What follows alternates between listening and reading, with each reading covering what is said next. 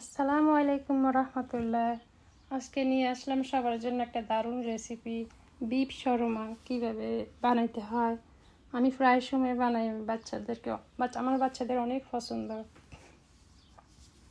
চলুন দেখা যাক কীভাবে আমি বানাই।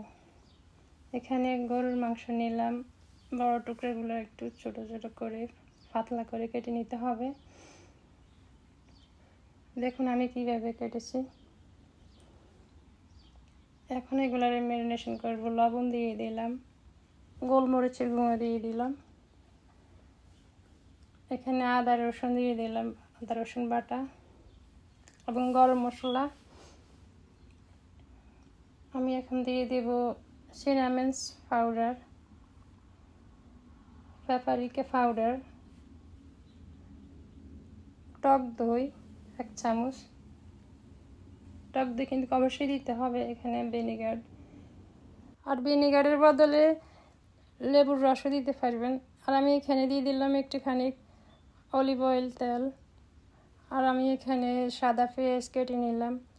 সাদা পেঁয়াজটা একটু মোটা করে কাটতে হয়, একটুখানি ভালো করে মেখে নিতে হবে। ভালো করে মেখে নিয়ে আমি ফ্রিজে রেখে দিব। আমি সামান্য একটু মরিচের গুঁড়া দিলাম, লাল মরিচের গুঁড়ো, একটু জাল হওয়ার জন্য। আমি এগুলোর এখন ফ্রিজে রেখে দিলাম। এখন নিয়ে আসলাম 6 ঘন্টা পরে, বাটার দিয়ে দিলাম। আমি এগুলোর এখন 2 ভাগ করে ভেজে নিব। মাংসগুলো থেকে অনেকগুলো পানি বের হবে, পানিগুলো শুকানো পর্যন্ত একটু নেড়ে চেড়ে দিতে হবে, আর বারবার একটু দেখতে হবে। চুলার আঁচটা একটু কমিয়ে দিতে হবে। আমি ঢাকনা দিয়ে দিলাম, দেখুন পানি বের হয়েছে। একটুখানি নেড়ে চেড়ে আবার ঢাকনা দিয়ে রাখবো। চুলার আঁচটা কমিয়ে রাখবো, একটু মিডিয়ামভাবে রাখবো। প্রায় শুকিয়ে আসছে।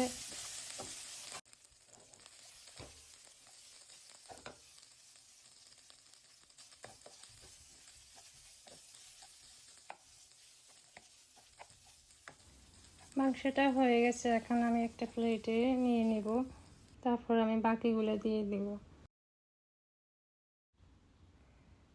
আর সালাদ যেভাবে আপনারা চান সেভাবে বানাইতে পারবেন, কিন্তু মাংসটা এইভাবে বানাইতে হয়। যার যে সালাদ পছন্দ সেটা, মানে যার কাছে যেটা আছে সেটা দিতে পারবে, কোনো অসুবিধা নেই। কিন্তু ম্যানেজটা অবশ্যই দিতে হবে, ম্যানেজ, হট সস, আমি দুটোই দিয়েছি। আমি সালাদে ব্যবহার করেছি ক্ষীরা, লেটুস, টমেটো, পেঁয়াজ।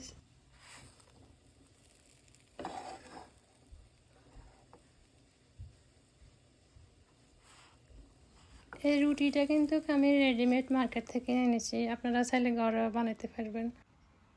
রোলগুলো আমি ছেঁকে নিয়েছি, কারণ যেহেতু রুটিগুলো রেডিমেড, একটু ঠান্ডা। আর আপনারা চাইলে যদি ঘরের রুটি বানান তাহলে গরম করতে হবে না, এভাবে খাইতে পারবেন।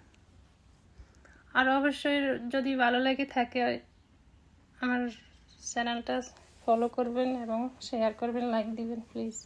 Thank you. আল্লাহ হাফেজ।